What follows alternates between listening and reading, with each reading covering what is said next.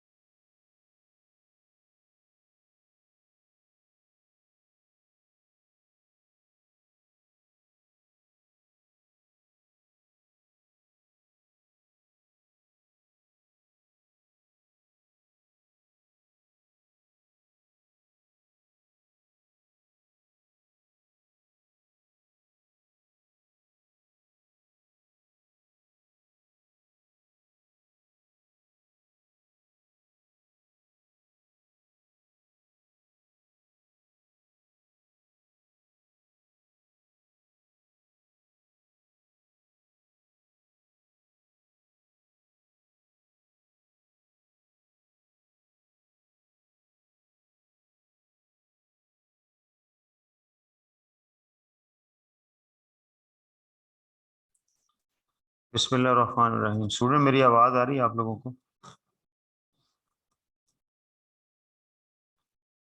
जी Nimra. Yes sir, आ रही है आवाज आपकी। ओके।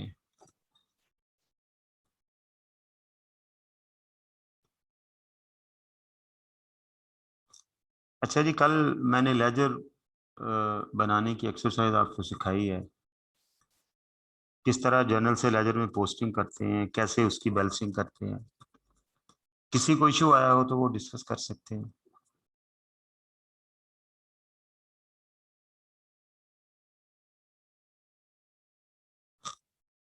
ओके। अच्छा जी, आज हमने बात करनी है, इसको क्लोज करो।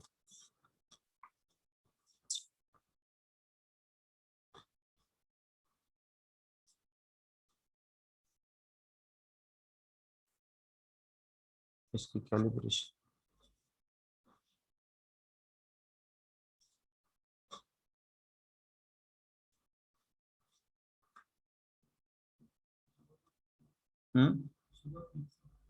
कोई बात नहीं।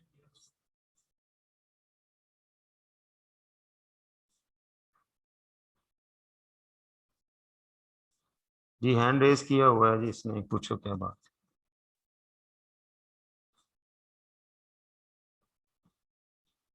जी सैयद ओन अब्बास शाह साहब। अस्सलाम वालेकुम सर। वालेकुम सलाम।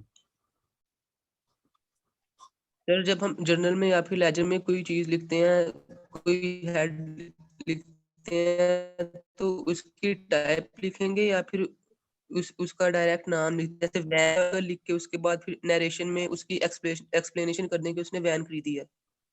नहीं, वैन लिखना, टाइप नहीं लिखनी। एसेट, लायबिलिटी, इनकम, एक्सपेंस नहीं लिखनी, वैन लिखना है जो हेड इन्वॉल्व है। ठीक है। ना सर, ऐसे मैं ये नहीं पूछा, मैं कह रहा हूँ वैन लिखें या फिर ऐसे लिखें व्हीकल और नरेशन में लिख दें कि वैन खरीदी है। और नहीं भाई, जो चीज खरीदी है वो लिखनी है। जी सर। Okay thank you. अच्छा जी, आज कुछ नेट का इशू हो रहा है, तो अब हम अल्लाह तो कल पढ़ाने लगे हैं। लाइबा क्या कह रही है? जी लाइबा। अस्सलाम वालेकुम सर। वालेकुम अस्सलाम। सर लोन अकाउंट और पेएबल अकाउंट दो डिफरेंट अकाउंट बनेंगे? जी, लोन अकाउंट एक्चुअली लोन होता है जो किसी से पैसे उधार लिए हुए हों, और पेएबल किसी से कोई माल खरीदा हुआ हो तो हमने उसके अगेंस्ट पैसे देने होते हैं। तो ये दो अलहदा अलहदा अकाउंट है। ठीक है। और सर नॉन पेएबल अकाउंट की एंट्री किस लेजर में होगी? लोन अकाउंट के अंदर लोन पेएबल। लोन। जी। Okay, thank you so much. अच्छा जी, आज हमने एक दो चीजें और आगे लेके चलनी है। नेचर ऑफ द बैलेंस, सबसे पहले इसके ऊपर बात करनी है। देखें, आपने अकाउंट बनाया कैपिटल का।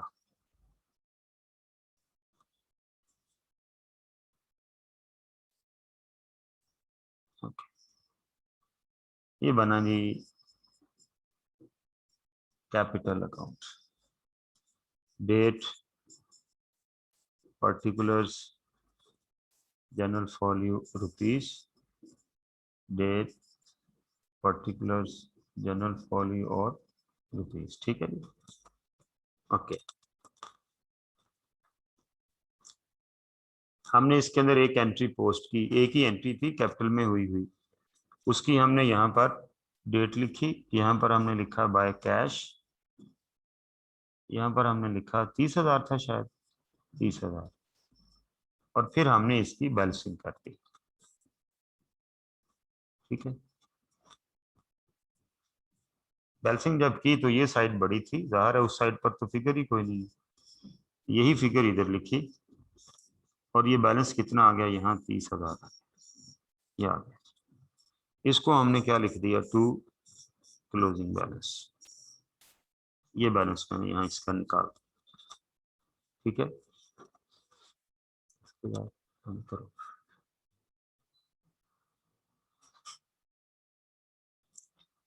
अब ये जो बैलेंस की नेचर डिटरमिन करनी है हमने, ये 30,000 बैलेंस है और इसकी नेचर क्या है।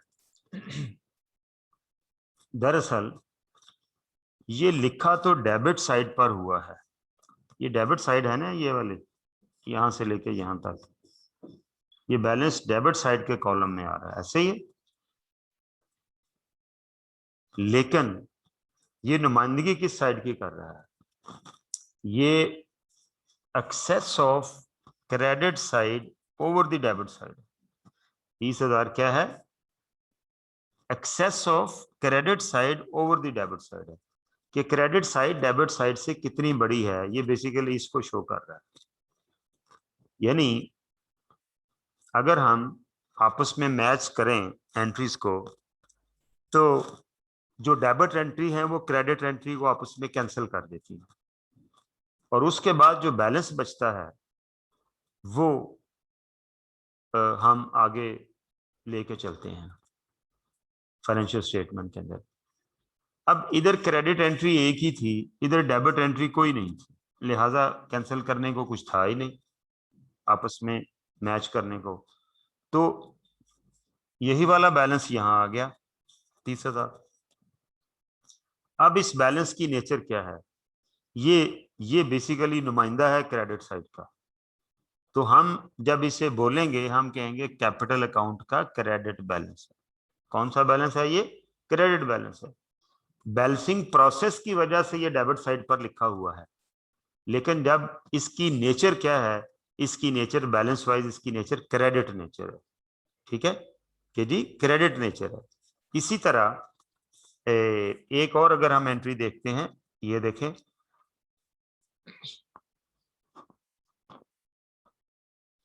आपने सेल्स का अकाउंट बनाया होगा, ठीक है, ये रहा।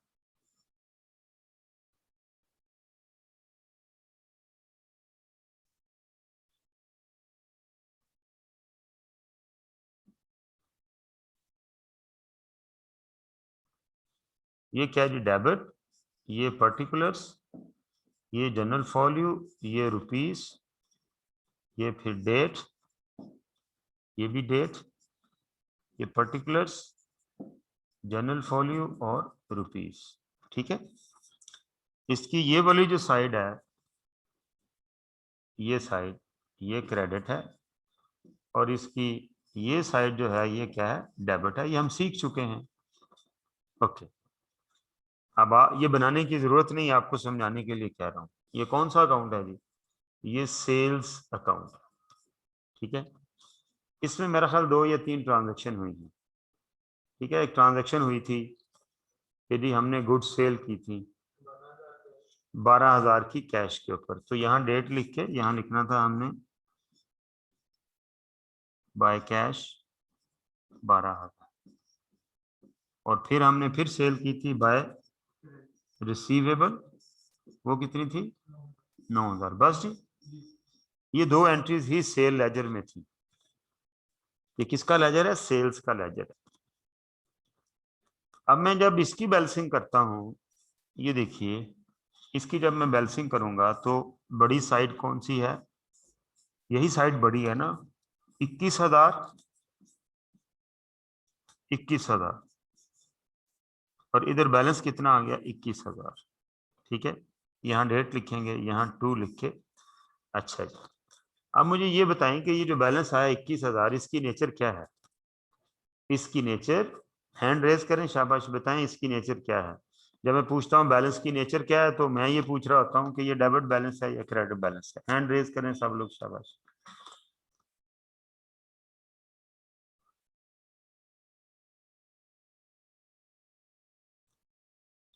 तैयबा फरियाद बताए इसकी नेचर क्या है, तैयबा। अस्सलामुअलैकुम सर। वालेकुम अस्सलाम। सर इसकी नेचर क्रेडिट है। इसकी नेचर क्रेडिट है, ठीक है, क्योंकि भले ये लिखा डेबिट साइड पर है, लेकिन ये क्रेडिट साइड का बैलेंस है, जो कि डेबिट साइड में कोई अमाउंट ना होने की वजह से उधर हमें लिखना पड़ा है। तो बाय नेचर जो है, ये इसकी नेचर जो है वो क्रेडिट बैलेंस है। यहाँ एक बात तय कर लीजिएगा, क्लोज करो भाई सबको।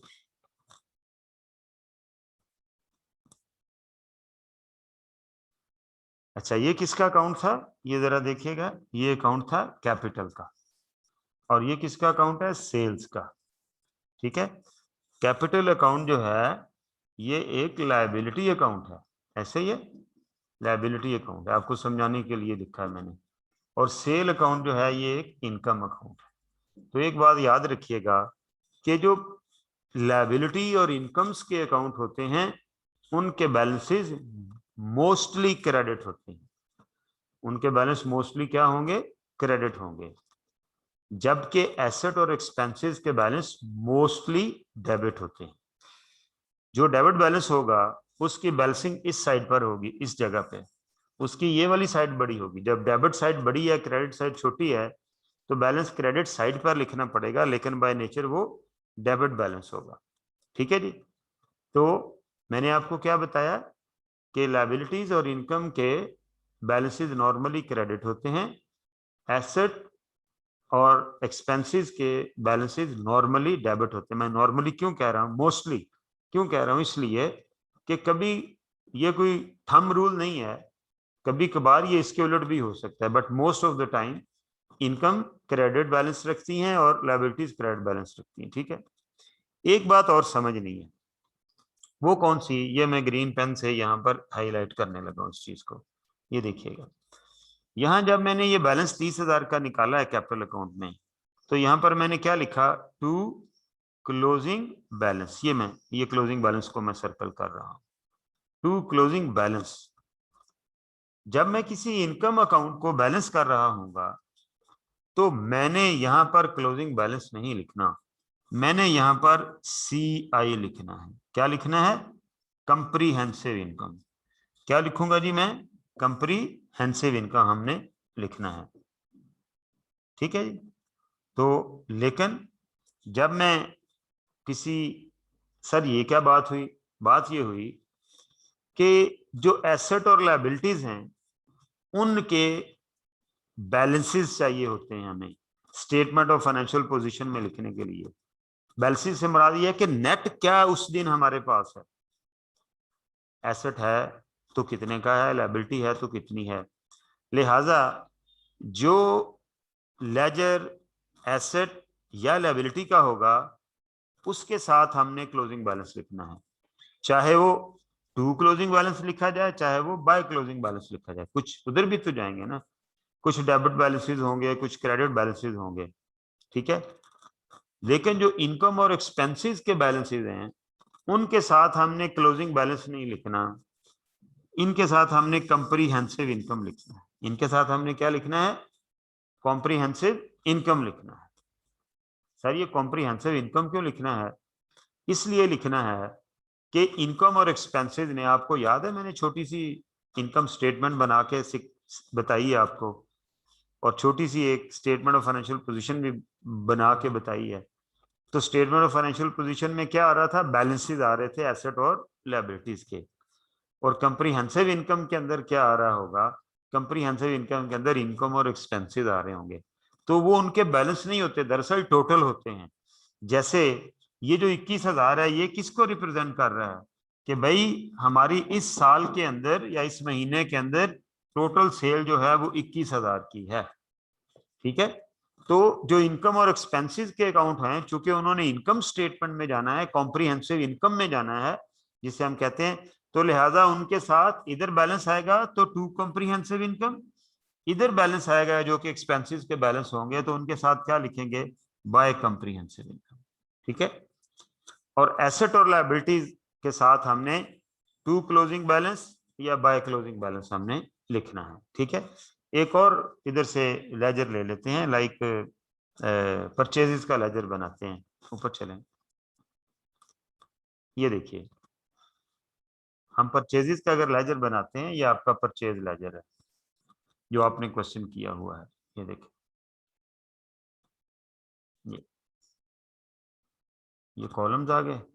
मैं अब जनरल फॉलियो कॉलम नहीं बनाया करूंगा, ठीक है, जगह हमारे पास कम होती है। Date, particulars, rupees, date, particulars और रुपीस, परचेजेस। हाँ जी, सबसे पहले एंट्री कितने की है जी, परचेज जो हमने किया, माल कितने का खरीदा है हमने? 10,000 का जी, 18,000 का। एंट्री क्या हुई थी उसकी? Purchases to payable. तो परचेजेस को डेबिट करूंगा 18,000 से टू पेएबल। उसके बाद भी कोई परचेज किया? उसके बाद हमने कोई परचेज नहीं की। और चूंकि बिक भी गई है, हम अज्यूम कर लें ये सारी बिक गई, ठीक है। अब जब हम इसको क्लोज करेंगे, ये देखें डबल लाइन से, ये डबल लाइन लगी, ये डबल लाइन लगी, बड़ा टोटल यही है 18,000। ये मैंने इधर भी लिख दिया, मैंने इधर भी लिख दिया, ठीक है। यही मैंने बैलेंस, ये बैलेंस भी इसका कितना आ गया? बैलेंस भी इसका आ गया 18,000, ठीक है। यहाँ डेट डाली और यहाँ हमने क्या लिख दिया? बाय।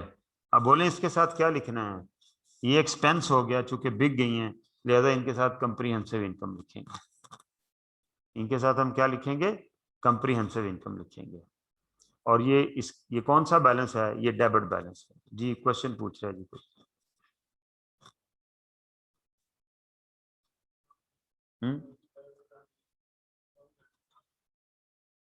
डाउन कर दिए, ओके। तो ये हमारे पास इधर क्या लिखेंगे? By comprehensive income. हमने फर्ज करो सैलरी दी किसी एम्प्लॉय को, उसकी एंट्री क्या करेंगे? उसकी एंट्री ये करेंगे, मैं यहाँ सैलरी की एंट्री लिखने लगा हूँ। या मैंने बिजली का बिल दिया, तो हम एंट्री ये करेंगे, इलेक्ट्रिसिटी एक्सपेंस टू कैश, ठीक है। फिर हमने अगले महीने फिर बिजली, ये कितना दिया? 50,000। फिर हमने अगले महीने फिर बिजली का बिल दिया, इलेक्ट्रिसिटी टू कैश, ये बिल कितना आया जी? 40,000 आ गया, ठीक है। अगले महीने फिर मैंने बिजली का बिल दिया, हर महीने देना ना, इलेक्ट्रिसिटी टू कैश, बिजली महंगी होगी 70,000 हो गया, एंड सो ऑन। मैं हर महीने ही एंट्री करता रहूं, ठीक है। अब जब मैं इलेक्ट्रिसिटी का लेजर बनाऊंगा, इसको थोड़ा ऊपर करो यार, इधर मुझे जगह चाहिए, ठीक है। जब मैं इलेक्ट्रिसिटी का लेजर बनाऊंगा, ये देखिए, तो यूं बनेगा,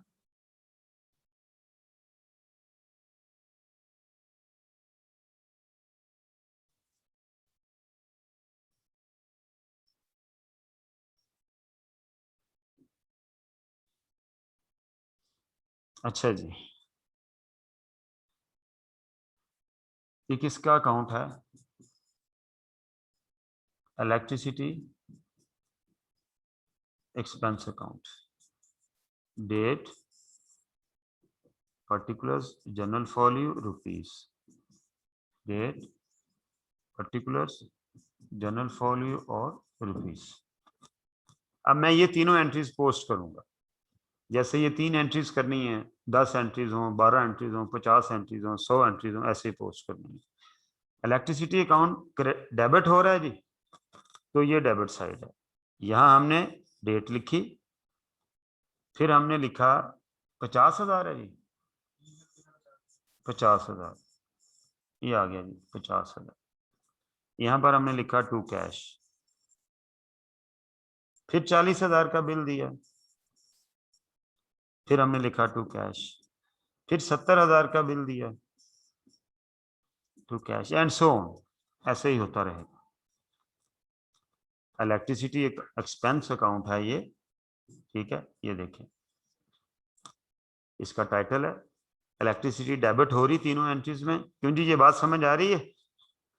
हमारे बास वाले क्वेश्चन में इस तरह एक्सपेंस की कोई एंट्री नहीं थी, मैंने इसलिए यहाँ पर लिखी है। ये बात समझ आ रही जी? मैंने एंट्रीज की और फिर इनकी पोस्टिंग की है। हैंड रेज करें, शाबाश।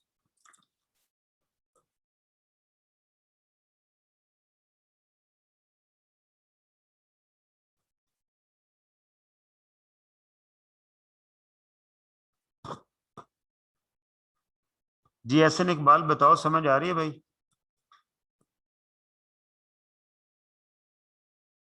अस्सलाम वालेकुम सर। वालेकुम सलाम। जी सर, समझ आ रही है। जी इकरा से पूछो जी, इकरा ढिल्लू।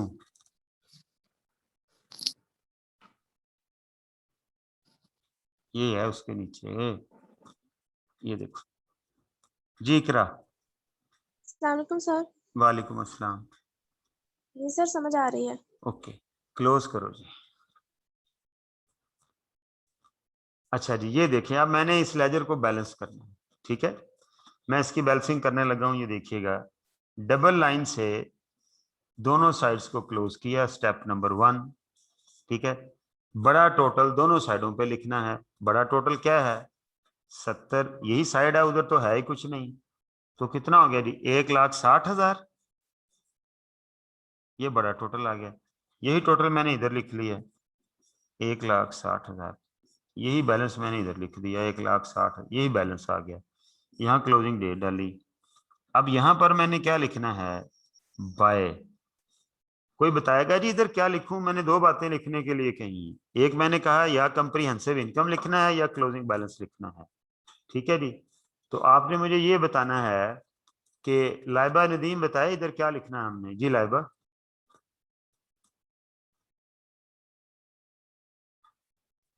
सर कॉम्प्रिहेंसिव इनकम लिखेंगे। जी कॉम्प्रीहेंसिव इनकम लिखेंगे। उसकी वजह क्या है? उसकी वजह ये है कि ये एक एक्सपेंस अकाउंट है, ठीक है। और मैंने अब आपको एक फार्मूला दे दिया, वैसे तो समझ आनी चाहिए, अदरवाइज रट्टा मारना है तो रट्टा मार लेते हैं। कि जी इनकम और एक्सपेंस का लेजर होगा तो उसके बैलेंस चाहे डेबिट साइड पर है चाहे क्रेडिट साइड पर है, तो उसकी जो भी नेचर हो उसके साथ हमने कॉम्प्रीहेंसिव इनकम लिखना है। और अगर एसेट और लायबिलिटीज का लेजर होगा तो उसका जो भी बैलेंस है चाहे डेबिट साइड पर है चाहे क्रेडिट साइड पर, उसके साथ हमने क्लोजिंग बैलेंस लिखना है, ठीक है। तो अल्टीमेटली ये जो इनकम अब ये लेजर एक्सपेंस का है, एसेट का है, लायबिलिटी का, इनकम का, ये कैसे पता चलेगा? यार इसका टाइटल बता देगा। ये देखो ना, इलेक्ट्रिसिटी लिखा हुआ है तो इलेक्ट्रिसिटी एक्सपेंस, तो इससे पता चल रहा है कि ये एक्सपेंस अकाउंट है। टेलीफोन लिखा हुआ होगा, टेलीफोन एक्सपेंस, तो उससे पता चल जाएगा वो एक्सपेंस अकाउंट है। सेल लिखा हुआ होगा तो उससे पता चल जाएगा वो इनकम अकाउंट है, ठीक है। फर्नीचर लिखा हुआ होगा तो उससे पता चल जाएगा ये एसेट अकाउंट है। पेएबल लिखा हुआ होगा तो उससे पता चल जाएगा ये लायबिलिटी अकाउंट है। कैपिटल लिखा हुआ होगा तो उससे पता चल जाएगा ये लायबिलिटी अकाउंट है, ठीक है। तो हमें अकाउंट का टाइटल ये जो वाला है, ये जिसको मैं अंडरलाइन कर रहा हूं, ये बता देगा कि ये इनकम है, एक्सपेंस है, एसेट है या लायबिलिटी है। तो अकॉर्डिंगली हम अपना फैसला कर लेंगे। लिहाजा यहाँ पर क्या लिखा जाएगा? यहाँ जो हमने लिखना है इस जगह के ऊपर, वो हम क्या लिखेंगे? हम यहाँ डेट डालेंगे और यहाँ पर हम क्या लिखेंगे? बाय कॉम्प्रीहेंसिव इनकम, ठीक है जी। ये जो मैंने बैलेंस यहाँ पर आपका लिखा है 1,60,000 का, ये क्या है? 1,60,000, ये इसका, या इसके साथ मैं कॉम्प्रीहेंसिव इनकम लिखूंगा। क्यों? कि इस बैलेंस ने कॉम्प्रीहेंसिव इनकम में जाना है। ये बिजली के ऊपर हुआ हमारा टोटल एक्सपेंस है, ठीक है। और इसकी नेचर क्या है? कौन बताएगा जब मैं कहता हूँ इस बैलेंस की नेचर क्या है? तो हैंड रेज करके बताएं। ये वो स्टेज है जहां मुझे आपको इन्वॉल्व करके चलना होता है, लेकिन अब चूंकि हम ऑनलाइन बैठे हुए हैं तो हमारी मजबूरी है, क्या कर सकते हैं। जी आकिब अहमद बताए कि इसकी नेचर क्या है बैलेंस की, ये जो भी हमने इलेक्ट्रिसिटी अकाउंट में लिखा है। अस्सलाम वालेकुम सर। वालेकुम सलाम। डेबिट नेचर है सर। रीच बताएगी, रीच फातिमा आप बताएं इसकी क्या नेचर है? Sir debit. डेबिट नेचर है, वेरी गुड, शाबाश, ठीक है जी। सर एक इसका और क्वेश्चन है। जी जी करो करो, शाबाश। जी जी रीच पूछें। सर ये परचेज एसेट नहीं होते? मैंने कहा ये बिक गई हैं। जब ये सारी जी। बिक जाती हैं तो फिर तो हमारा एसेट नहीं है ना, फिर तो ये कंज्यूम होगी, एक्सपेंस हो गया, ठीक है। जी अंडरस्टैंड? सर। हाँ जी। जी। ओके इसका मतलब ये हुआ कि हमें ये मोहम्मद उमैर से पूछो जी, इस बैलेंस की नेचर क्या है उमैर?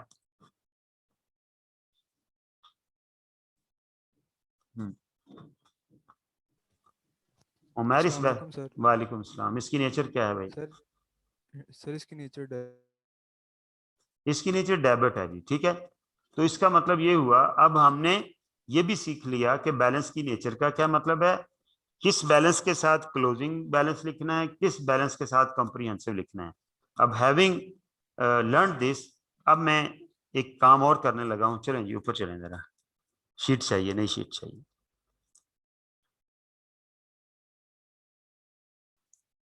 ओके रोको।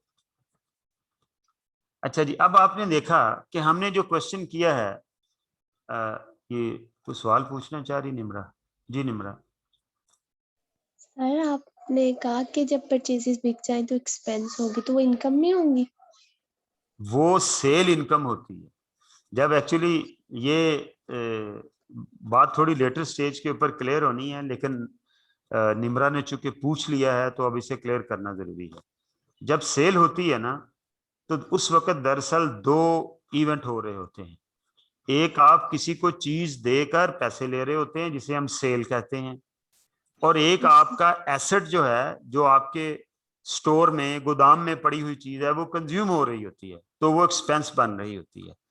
तो वो जितने की चीज मैंने खरीदी थी वो कंज्यूम हो गया, मेरे लिए उसका बेनिफिट खत्म हो गया, वो एक्सपेंस हो गया, ठीक है। और जितने की मैंने बेची वो मेरे लिए इनकम होगी। तो इनकम होना एक अलग इवेंट है और चीज का कंज्यूम होना एक अलग इवेंट है। इसलिए जब परचेज बिकती है तो वो कंज्यूम हो जाती है, तो हम उसको उस इफेक्ट की बात कर रहे हैं, इसलिए वो एक्सपेंस है, ठीक है।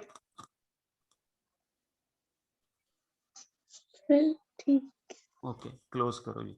ये मोहम्मद वकार क्या कह रहा है जी, पूछो इससे भी। जी अस्सलाम वकार। वालेकुम सर। वालेकुम सलाम। सर मैंने पहले भी आपसे क्वेश्चन पूछा था कि जो इलेक्ट्रिसिटी बिल वगैरह होते हैं उनको हम लाइबिलिटी कहते हैं, या और एक्सपेंस आपने लिखा था, आपने उस वक्त भी क्लियर किया था, लेकिन फिर सर मुझे डाउट हो रहा है क्योंकि अभी आपने कह दिया कि जब हमने उसको यूज़ कर लिया है उसका बेनिफिट ख़त्म हो गया तो एक्सपेंस बन गया। जी बिल्कुल, ठीक है। एक्सपेंस उस वक्त हो गया। सुन लें, आपका कंफ्यूजन क्लियर हो जाएगा। जब मैं बिजली यूज कर ली महीने के आखिर में, मेरा एक्सपेंस तो हो गया। अब जी अगर मैं उसी वक्त पेमेंट कर दूंगा तो वो कैश क्रेडिट हो जाएगा, और अगर मैं अभी उसकी पेमेंट कुछ दिनों बाद करूंगा तो मैं अपनी लायबिलिटी बुक कर लूंगा। एक्सपेंस का फैक्ट अपनी जगह रहना है कि बिजली कंज्यूम हुई है वो एक्सपेंस है। अब मैंने पैसे दे दिए हैं तो कैश क्रेडिट हो जाएगा, देने हैं तो पेबल क्रेडिट हो जाएगा, ठीक है। Okay sir. अच्छा जी, अब हम एक और चीज डिस्कस करने लगे हैं। वो क्या है कि ये जो हमने अकाउंटिंग साइकिल बनाया था, मैं दोबारा लिखूंगा, बस शायद ये आज आखिरी दफा लिखा जा रहा है। गिव एंड टेक नहीं, एक दफा और लिखा जाएगा। बिजनेस ट्रांजैक्शन, ठीक है जी। जर्नल, लेजर,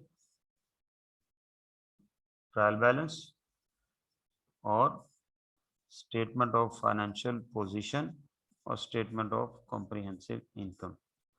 हमने ये सीख लिया, हमने ट्रांजैक्शन सीख लिया, हमने जर्नल सीख लिया, हमने लेजर बनाना भी सीख लिया, बैलेंस करना भी सीख लिया, ठीक है। अभी मैं ट्रायल बैलेंस की बात करने लगा, ठीक है, ताकि ये सर्कल हमारा मुकम्मल हो जाए। ये देखिएगा, अब आपके पास लेजर बने हुए हैं, जिन बच्चों ने बनाया, कुछ बच्चों ने मुझे भेजे भी। तो प्लीज एक चीज नोट करें कि जिस दिन मैं कहूंगा मुझे उस दिन मैसेज भेजने हैं आपने मेरे पर्सनल नंबर के ऊपर, ठीक है। रोज नहीं होमवर्क भेजा करना।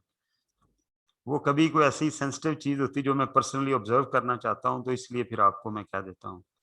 तो मतलब कौम के जवानों ने और कौम की खवातीन ने कल भी लेजर बना बना के मुझे भेजते रहे हैं।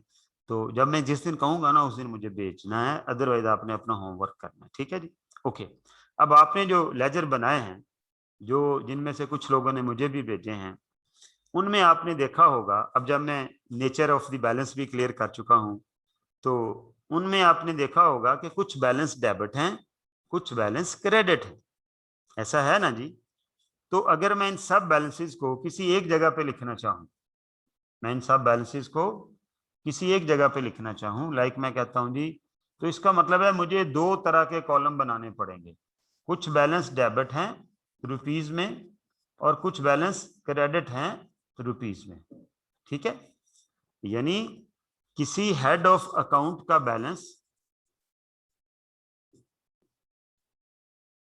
डेबिट है और किसी हेड ऑफ अकाउंट का बैलेंस क्रेडिट है।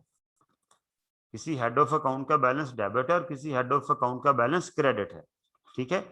अब आपके पास ये जो मैं स्टेटमेंट बनाने जा रहा हूं, इसको हम ट्रायल बैलेंस कहते हैं। ट्रायल का मतलब होता है पड़ताल करना, जांच करना बैलेंसेस की, ठीक है। तो इसको ट्रायल बैलेंस क्यों कहते हैं, अभी ये बात भी समझा दूंगा थोड़ी देर में। अब आप देखें, आपके पास जितने आपने मेरे ख्याल 10-11 लेजर बनने थे, सबसे पहला लेजर जो हमने बनाया था वो था जी हमारा कैश का लेजर, कैश अकाउंट। कितना बैलेंस है जी इसका, चेक करना पड़ेगा। बोलें जी कितना बैलेंस है, आपको बोलते जाओ ना। अच्छा चलो बोलें जी, कौन बोलेगा? कोई एक बच्चा जो है ना, किसको कहें, जो बच्चा समझता है कि उसके सारे लेजर ठीक हैं। हारून ये समझ रहा है जी, चलो जी हारून आपने मेरे साथ, निमरा भी ये समझ रही है। चलो हम हारून से पूछ लेते हैं जिसने पहले हैंड रेस किया था। हारून आपने मेरे साथ रहना है अपना वॉइस पे, तो बताएं जी कैश का कितना बैलेंस आ रहा है? सर 19,000। 19,000। हाँ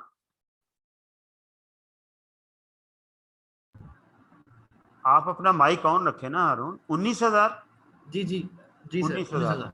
और इसकी नेचर क्या है? डेबिट, ऐसा ही है ना, डेबिट एसेट है, ठीक है। 19,000 ये मैंने यहाँ लिख दिया डेबिट साइड पर, ये डेबिट साइड है, ये क्रेडिट साइड, ठीक हो गया जी। इसी तरह मैंने हर लेजर का बैलेंस इधर लिखना है। दूसरा लेजर था हमारा कैपिटल अकाउंट, इसका बैलेंस है जी 30,000, ऐसे ही है जी। जी सर। और इसकी नेचर क्या है? क्रेडिट साइड पे आएगा, क्रेडिट। लायबिलिटी। इसकी नेचर क्या है? क्रेडिट। 30,000 ये इधर आ गया, ठीक है, ओके। उसके बाद नेक्स्ट लेजर है लोन का, ठीक है, लोन अकाउंट। इसमें कितना बैलेंस है? 30,000। कितना? 30,000। 30,000। 30,000 40 लिया था, 10 वापस किया, तो हमारा लेजर शो कर रहा है 30,000। तो इसकी नेचर क्या है? क्रेडिट। इसकी नेचर क्या है? अरुण आवाज आ रही है? Credit sir. क्रेडिट, ठीक है जी, ओके। उसके बाद नेक्स्ट लेजर है वैन का, वैन अकाउंट। जी। इसका कितना बैलेंस है? 40,000। और बैलेंस की नेचर क्या है? डेबिट। डेबिट क्रेडिट साइड पे आएगा, क्रेडिट साइड पर लिखा हुआ है, और बाय नेचर ये डेबिट बैलेंस है, ठीक है जी, ओके। डेबिट का जी। उसके बाद नेक्स्ट अकाउंट है पर मार्केट स्टॉल।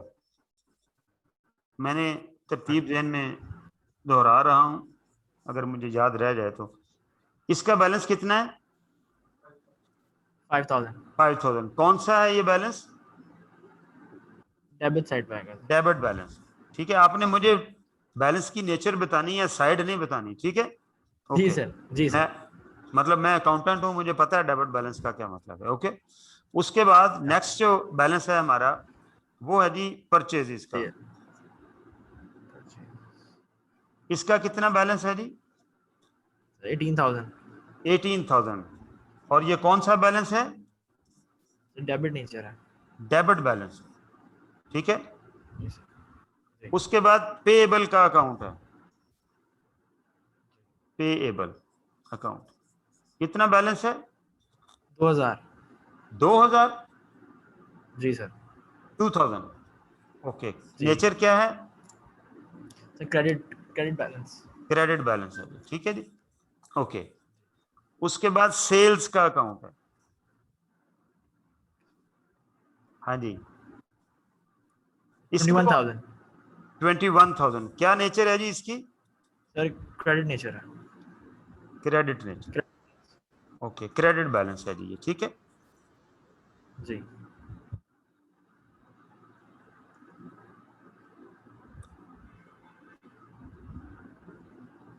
ओके।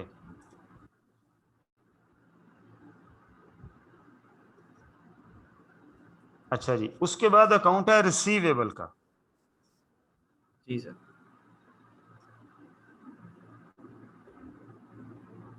इसका कितना बैलेंस है? 1,000। How much? Debit balance 1,000। 1,000 debit balance, बिल्कुल सही है। और बस जी, इतने लेजर सर। थे, इतने लेजर थे, जी सर। इतने ही लेजर थे। ठीक है, ओके। अब हम क्या करते हैं, अब हम ये जो लेजर हमने बनाए हैं इनका हम टोटल लगाते हैं दोनों कॉलम्स का। ठीक है, ओके। 30 और 30 60, 60 और सर 83,000 है। 83,000, और इधर इधर भी 83,000। 83,000 आ गया। लो जी, ये दोनों साइड बराबर हो गई। इसको इसीलिए ट्रायल बैलेंस कहते हैं क्योंकि ये बैलेंस होता है। ठीक है, ये बैलेंसेस का ट्रायल होता है। किसी हद तक मैथमेटिकल एक्यूरेसी कंफर्म हो जाती है। ये दोनों साइड्स बराबर होनी चाहिए। क्यों बराबर होनी चाहिए? कि जब हमने एंट्रीज की तो कोई एंट्री किसी जगह डेबिट हुई तो उसने किसी जगह क्रेडिट इफेक्ट लिया, तो वो किसी जगह डेबिट बैलेंस का बास बनी तो किसी जगह क्रेडिट बैलेंस का बास बनी। लिहाजा हर एंट्री के बाद ये ट्रायल बैलेंस जो लेजर के बैलेंसेस चेंज होते हैं, और जब उन बैलेंसेस को हम एक शीट पे लिखते हैं तो ये शीट जो है ये ट्रायल बैलेंस कहलाती है। अब जरा बात मेरी थोड़ी सी तवज्जो से सुनिएगा। याद है मैंने छोटी सी इनकम स्टेटमेंट और स्टेटमेंट ऑफ फाइनेंशियल पोजीशन बनाई थी, और मैंने कहा था कि मेरे पास ये एसेट है, इतनी इनकम है और ये मेरा एक्सपेंस है। तो मैंने आपको छोटी सी स्टेटमेंट ऑफ फाइनेंशियल पोजीशन उनसे बना दी और छोटी सी स्टेटमेंट ऑफ कॉम्प्रिहेंसिव इनकम बना दी। और मैंने कहा था कि यार अगर किसी तरह से मुझे ये चीजें पता चल जाएं तो मेरे लिए ये बनाना आसान है। फिर मैंने ये कहा था कि ये चीजें ऐसे पता नहीं चलेंगी कि कोई हमें बता देगा, हमने एक सिस्टमैटिक तरीके से इन चीजों तक पहुंचना है। तो माय डियर, ये वही सिस्टमैटिक तरीका है, ये जो आपके सामने रखा है। जर्नल में पोस्टिंग, फिर लेजर में पोस्टिंग, फिर उसकी बैलेंसिंग, और फिर उन बैलेंसेस को इस शीट के अंदर लिखने से क्या होगा। अब आप देखें आपके सामने ये सारे के सारे जो है अपना एसेट और लायबिलिटीज और इनकम जो इस बिजनेस में थे वो हमारे सामने आ गए। ठीक है, अब अगर मैं चाहूं तो मैं अब्बास का यहाँ से स्टेटमेंट ऑफ कॉम्प्रिहेंसिव इनकम बना सकता हूँ। ठीक है, ये वाली स्टेटमेंट भी बन जाएगी, ये वाली, और मैं चाहूं तो उसकी स्टेटमेंट ऑफ फाइनेंशियल पोजीशन भी बना सकता हूं। कैसे बनाएंगे हम, देखते हैं जी जरा। चलें जी ऊपर करें, बल्कि इसको इधर कर लो, वहीं साइड पे बना लेते हैं।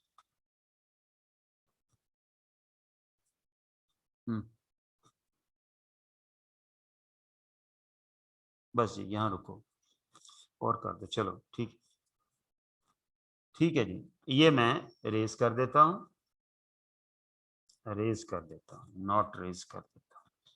ये मेरे 2 पेज हैं। ठीक है जी, अब देखिएगा, देखिएगा हम क्या करने लगे हैं।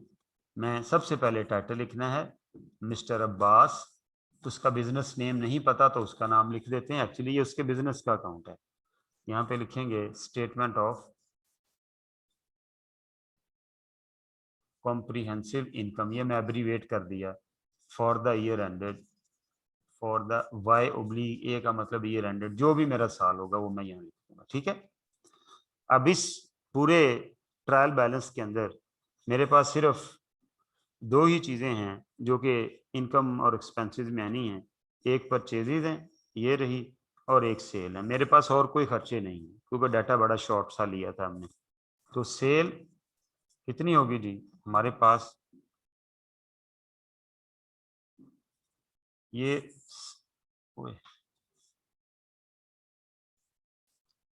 सेल कितनी होगी जी, देखें जी सेल कितनी है। ट्रायल बैलेंस में सेल्स कितनी लिखी हुई हैं, 21,000, ये रहा, ये 21,000 मैंने यहाँ लिख दिया, और ये रुपीज में काम हो रहा है। और कॉस्ट ऑफ सेल कितनी है, cost of cell purchase cost को कहते हैं, कॉस्ट ऑफ परचेज कह लें, वो कितनी है 18,000। ये हमने 18,000 यहाँ से माइनस कर दिया, और मेरे पास कोई खर्चा नहीं है, तो मेरा प्रॉफिट यही नेट प्रॉफिट है, यही ग्रॉस प्रॉफिट है, वो कितना आ गया 3,000। ठीक है जी, जब बड़े बिजनेस होंगे तो उनके अंदर बहुत सारे इनकम्स के हेड होंगे, बहुत सारे एक्सपेंसेस के हेड होंगे, और फिर ये स्टेटमेंट जो है थोड़ी लेंथ में बनेगी। आपको याद है मैंने एक्सपेंसेस की 2 टाइप्स बताई हैं, डायरेक्ट और इनडायरेक्ट, तो ये फिर उस हिसाब से। लेकिन मैं तो यहाँ अभी आपको मिथ समझा रहा हूँ कि ये अकाउंटिंग साइकिल मुकम्मल कैसे होता है। ठीक है, अब इधर आ जाए जी, थोड़ा सा और इधर करना पड़ेगा, बस ठीक है। अच्छा जी, अब हम आ जाते हैं जी हमारे पास फिर उसी तरह से लिखेंगे मिस्टर अब्बास, इसका बिजनेस नेम होगा तो वो लिख देंगे। यहाँ पर लिखेंगे स्टेटमेंट ऑफ फाइनेंशियल पोजीशन, आपने पूरा लिखना है। यहाँ लिखेंगे एज ऑन, जो भी डेट होगी। यहाँ पर क्या लिखा, फॉर द ईयर एंडेड, यहाँ क्या लिखा एज ऑन। ठीक है जी, ओके। अब सबसे पहले हम इधर लिखेंगे एसेट्स, ये रहे जी हमारे एसेट्स। ठीक है, सबसे पहले हम लिखेंगे नॉन करंट एसेट्स, बताया ना कौन से होते हैं नॉन करंट एसेट, जो लॉन्ग टर्म पीरियड के लिए होते हैं। तो हमारे इस ट्रायल के अंदर कौन सा नॉन करंट एसेट है, वैन है। हमारे दो एसेट हैं, एक है मार्केट स्टॉल और एक है वैन। मार्केट स्टॉल 5,000 रुपए का है, इधर ऊपर रुपीज लिख देते हैं, और वैन 40,000 रुपए की। अभी फिलहाल मेरे पास यही कुछ है, तो मेरे टोटल नॉन करंट एसेट कितने हो गए, 45,000। ठीक है, और मेरे करंट एसेट कितने हैं, मेरे पास स्टॉक कोई नहीं बचा, हम कह रहे हैं सारा बिक गया। ये नॉन करंट एसेट और ये करंट एसेट का हेडिंग है। ठीक है, मेरे पास दो ही करंट एसेट हैं, एक कौन सा है कैश, वो कितना बचा 19,000, और एक है रिसीवेबल, वो कितने 1,000। तो मेरे टोटल जो नॉन करंट एसेट है इनका मैंने ब्लॉक बनाया, ये कितने हुए 20,000। और मेरे टोटल एसेट कितने हो गए जी, ये देखें 45,000 नॉन करंट हैं और 20,000 करंट हैं, ये कितने हो गए 65,000। कितने हो गए जी 65,000, ये टोटल एसेट आ गए। अब इसको ऊपर करें, इसके साथ ही हमने एक मिनट ठहरो, रुको रुको रुको रुको रुको रुको, ये मैं यहाँ पर हेडिंग जरा वाज़ेह कर देता हूँ, ये एसेट्स हैं जी। ठीक है जी, चलें जी। अब दूसरी साइड कौन सी होगी, दूसरा हिस्सा कौन सा होगा इस स्टेटमेंट का, वो होगा हमारी इक्विटी और लायबिलिटीज का। ठीक है, मैं यहाँ पे लिखूंगा इक्विटी एंड लायबिलिटीज। ठीक है जी, ये भी रुपीज में आ जाएंगे। सबसे पहले लिखेंगे इक्विटी, इक्विटी में क्या लिखेंगे जी कैपिटल। कैपिटल हमारा कितना है 30,000, और अगर प्रॉफिट होगा तो इसमें ऐड कर देंगे, यही कहा ना प्रॉफिट भी बिजनेस, कैपिटल भी बिजनेसमैन के पैसे देने हैं, इसलिए लायबिलिटी साइड पर लिख रहे हैं ना, और प्रॉफिट भी बिजनेसमैन को देना है। वो कितना हुआ जी 3,000, तो टोटल इक्विटी कितनी होगी 33,000। अच्छा, कोई नॉन करंट लायबिलिटी है नहीं कि जो सालों बाद पे हो। ठीक है, सिर्फ और सिर्फ एक करंट लायबिलिटी है, वो हम इधर लिख देते हैं करंट लायबिलिटी। वो क्या है जी, हाँ जी, दो करंट लायबिलिटीज हैं, एक है लोन, एक है लोन, और दूसरा है पेएबल्स। इसको थोड़ा ऊपर करो, हम एज्यूम कर रहे हैं कि लोन भी हमने इसी साल मतलब साल के अंदर अंदर पे कर देना, तो इसलिए करंट लायबिलिटी है। लोन हमारा कितना बचा जी 20,000, 30,000, ये रहा, ओ सॉरी ब्लैक हो गया, चलो। और पेएबल कितने हैं 2,000, ये मेरी टोटल करंट लायबिलिटीज होगी। कितना बना 32,000। अब मैं लायबिलिटी साइड का टोटल लगाऊंगा, ये लायबिलिटी साइड है, यहां से लेके यहां, इसका टोटल लगाया 33 और 32, कितना बन गया जी 65,000। ये दोनों टोटल आपस में बराबर होने चाहिए, तो इसका मतलब है आपका क्वेश्चन ठीक है। लो जी, हमने अब्बास का क्वेश्चन पकड़ा, हमने उसकी ट्रांजैक्शन समझी, हमने उसका जनरल में पोस्टिंग की, जर्नल से हमने लेजर बनाए, लेजर्स की बैलेंसिंग की, बैलेंस का ट्रायल बैलेंस बनाया, ट्रायल बैलेंस से हमने ये इसकी फाइनेंशियल स्टेटमेंट बना दी। ये सारा काम हम सारा कुछ सीखते सीखते सीखते चैप्टर नंबर 13 पे जाएंगे, जहां पर जाके हम बकायदा बड़े बड़े क्वेश्चन इनकम स्टेटमेंट के बनाएंगे, फाइनेंशियल स्टेटमेंट के करेंगे।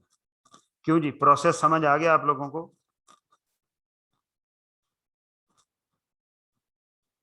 हैंड रेज करके बताएं जी जरा। चैप्टर नंबर 12 है, चैप्टर नंबर 12 है जी, फाइनेंशियल स्टेटमेंट। ये अब हमने क्या कर लिया, हमने एक कॉन्सेप्ट बना लिया कि भाईजान यहां तक जाना है, सर जी यहां तक जाना है, ठीक है। तो अल्टीमेटली अब अगर हर चीज समझ आ जानी चाहिए। अब ये वाला काम जो है, ये ज़ाहिर ऐसे मम्मी डैडी सवाल नहीं होंगे जैसे ये बास वाला है। तो इस सफर के अंदर बहुत कुछ आएगा। इस सफर के अंदर बैंक्स के बारे में बात करेंगे, सफर के अंदर पेएबल रिसीवेबल के बारे में बात करेंगे, सफर के अंदर ये जो फिक्स्ड एसेट हैं जैसे फर्नीचर है उनके बारे में बात करेंगे, ये जो स्टॉक है इन्वेंट्री उसके बारे में बात करेंगे। लेकिन अब हमें क्या हो गया, हमने एक ओवरऑल अपना जो कॉन्सेप्ट था अकाउंटिंग का वो हमने बना लिया। मुझे हैंड रेज करके बताएं कि ओवरऑल कॉन्सेप्ट क्रिएट करने में मैं कामयाब हुआ हूं या नहीं हुआ। अगर हुआ हूं तो हैंड रेज करें।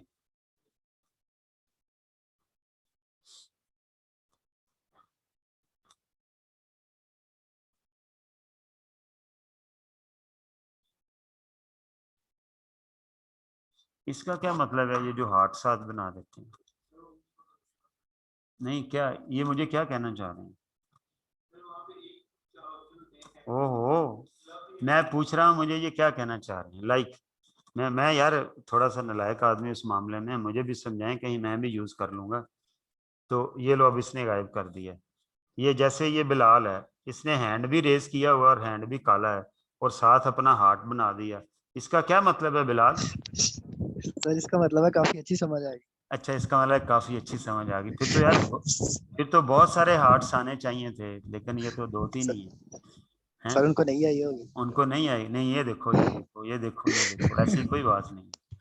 चलें, गुड हो गया जी। चलो, ये आपने मेरे नॉलेज में इजाफा कर लिया, मैंने भी आपसे कुछ सीख लिया। ठीक हो गया, समझ लगी मुझे। चलो बस करो भाई, बहुत हार्ट आ गए हैं, बस करें। चलो, इसका मतलब है जी हमें ये ओवरऑल कॉन्सेप्ट हम क्रिएट करने में कामयाब हो गए हैं, ठीक है। तो जी कल आपके पास किताब होगी, चैप्टर नंबर 1 होगा और हम होंगे इंशाल्लाह ताला। आप लोगों ने आज क्या करना है, अब्बास वाले क्वेश्चन का दोबारा से जर्नल बनाना है, लेजर बनाने हैं, बैलेंस करना है, क्लोजिंग बैलेंस लिखना है, कंप्रीहेंसिव लिखना है, फिर ट्रायल बनाना है। ट्रायल बना के ये दोनों छोटी छोटी जो फाइनेंशियल स्टेटमेंट है ये बना के लानी है। मुझे व्हाट्सएप नहीं करनी, ठीक है। आपने घर बना के अपने पास देखनी है, कहीं कोई प्रॉब्लम, कहीं कोई झिझक तो नहीं आई। कोई इशू होगा कल हम डिस्कस करेंगे, वरना कल अब हम इंशाल्लाह ताला चैप्टर नंबर 1 से रीडिंग किताब से शुरू करेंगे इंशाल्लाह। मैं तकरीबन चैप्टर नंबर 5 पे पहुंच चुका, ठीक है। लेकिन ज़ाहिर है कुछ चीज़ें किताब से लेके चलनी है, तो मतलब 5 चैप्टर की अंडरस्टैंडिंग के बाद हम यहाँ तक पहुँचते हैं। तो अब चूंकि हम ये अंडरस्टैंडिंग कर चुके हैं, लिहाजा हमारे लिए अंग्रेजी पढ़ना बहुत आसान हो जाएगा इंशाल्लाह ताला। गॉड ब्लेस यू जी। अल्लाह मियाँ आपको हर में अपनी हिफ्ज़ ईमान में रखेगा। कल इंशाल्लाह इससे आगे चलेंगे। Thank you.